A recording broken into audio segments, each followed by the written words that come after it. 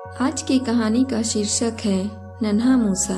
देखिए तो यह नन्हा मुन्ना कैसे एक औरत की उंगली पकड़े रो रहा है। क्या आप इस खूबसूरत औरत को जानते हैं? यह मिस्र की राजकुमारी यानी फिरौन की बेटी है और इस प्यारे से बच्चे का नाम है मूसा।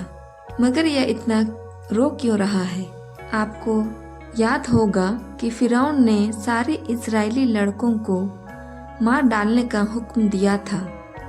जब मूसा पैदा हुआ तो उसकी माँ नहीं चाहती थी कि मिस्री मूसा को भी मार डाले। उसने मूसा को 3 महीने तक छिपा कर रखा, मगर वह जानती थी कि कभी न कभी लोगों को मूसा का पता चल जाएगा। इसलिए उसने मूसा को बचाने के लिए एक तरकीब सोची। मूसा की माँ ने एक टोकरी ली और उसके छेद अच्छी तरह से बंद कर दिए ताकि उसमें पानी ना जा सके। फिर उसने मूसा को उस टोकरी में लिटा दिया और उस टोकरी को नील नदी के किनारे ऊंची ऊंची घास के बीच रख दिया। उसने अपनी बेटी मरियम से कहा कि तुम यहीं पास में खड़ी रहो और देखो कि मूसा के साथ क्या होता है। थोड़े ही देर में फिरौन की बेटी वहां नहाने के लिए आई।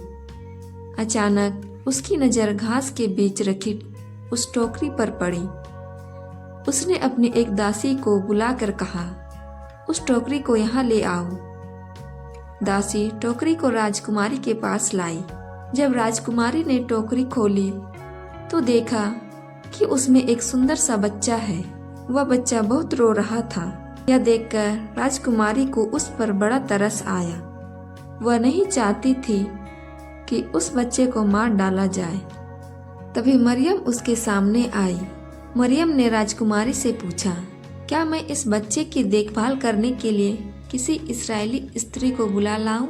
राजकुमारी ने कहा, हाँ बुला लाओ। मरियम दौड़कर अपनी माँ को बुला लाई। जब मूसा की माँ राजकुमारी के पास आई तो राजकुमारी ने उससे कहा, इस बच्चे को ले जाओ और इसकी देखभाल करो। मैं तुम्हें इसके लिए पैसे दूंगी। इस तरह मूसा वापस अपनी माँ के पास पहुँच गया और वह मूसा की देखभाल करने लगी। जब मूसा थोड़ा बड़ा हुआ तो उसकी माँ ने उसे राजकुमारी के पास ले गई। राजकुमारी ने मूसा को अपना बेटा बना लिया।